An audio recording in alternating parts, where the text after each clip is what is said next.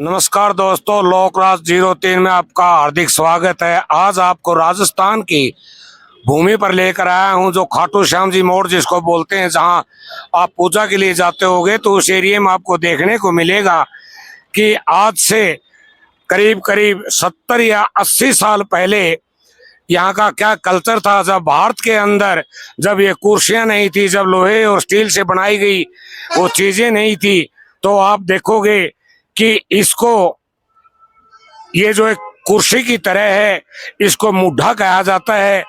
आप दोस्तों आपने देखा होगा कि इसमें राजा और महाराजा पुराने समय में जब उनके रंगमहल में या बड़ी सभाएं होती थी, उस दौरान में इनका प्रयोग किया करते थे। साथ में आप देखोगे कि उस समय में सब्जी रखने के लिए इस तरह के जो केवल आप देख सकते हो कि सहतूत की लकड़ी से बनाया गया है, इसके अंदर किसी प्रकार की कोई भी ऐसी कोई चीज नहीं मिलाई गई। आप साथ में देखोगे कि जब बर्तन रखने के लिए पुराने समय में इस तरह से डिजाइन किया जाता था, जो कि सरकंडे हैं। आप साथ में देखोगे कि ये पीढ़ा, उस समय में इस पीढ़े की ये एक खासियत भी होती थी।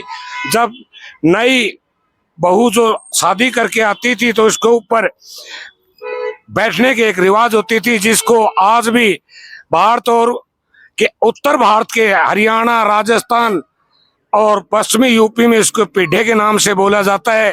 दोस्तों आपको ये भी दिखाऊंगा कि उस समय में जो टेबल होते थे वो इस तरह के हुआ करते थे, जिसके ऊपर लकड़ी, ये जो सरकंडा है, सरकंडे के ऊपर चमड़े से जो बुनाई करी गई है वो अपने आप में एक अजीब तरीके की है।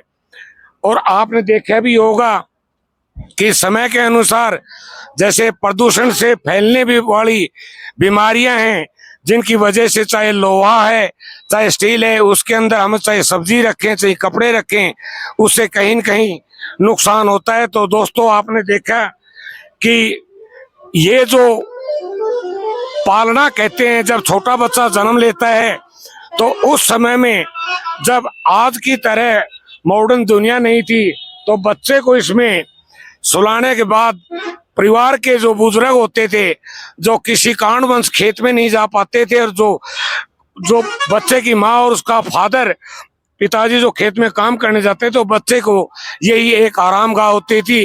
साथ में आपको दोस्तों ये भी दिखाऊंगा कि ये इसकी जो बनावट है ये हाथ से करी गई एक नायाब कारीगरी है।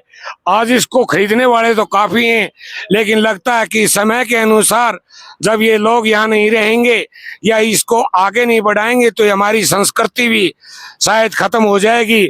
आप साथ में ये भी देखोगे कि ये जो किस तरह की एक कलाकारी है। मैं आपको ये बताना चाहूंगा कि अगर आप इन चीजों को आज से ही संजोएंगे या रखेंगे तो आने वाले समय में आप भारत की वो सब चीजें शायद आगे बढ़ा सकोगे जो हमारा प्राचीन भारत था। आप इसके साथ में आप देखोगे कि छोटे बच्चों के लिए ये बैठने के लिए किस तरह की एक आरामदायक चेयर थी, जो कि फिर भी बनी हुई सरकंडे से है। इसी के साथ में दोस्तों अभी आपको ये भी दिखाऊंगा कि जो यहाँ पर लोग आते हैं वो इसको कहीं न कहीं खरीदते हैं। इसके अंदर जो उस समय के अंदर जो भी ऐसी जो, चाहे वो आटा रहा हो, चाहे वो किसी प्रकार की घी रहा हो, दूध रहा हो, इसको इसके अंदर रखने के लिए ही बनाया गया था, जो कि अपने आप में एक नायाब किस्म का तरीका है। और आप देखोगे कि इसकी जिसने बनावट करी है या जिसने इसको बनाया है, तो कितने ही नायाब तरीके से इसको बनाया गया होगा, कितनी इसके ऊपर मेहनत लगी होगी। लेकिन इसको पैसे के हिसाब से तोलने की जरूरत नहीं है, क्योंकि ये एक ऐसी धरोहर है जो शायद ही आपको बहुत कम देखने को मिलेगी।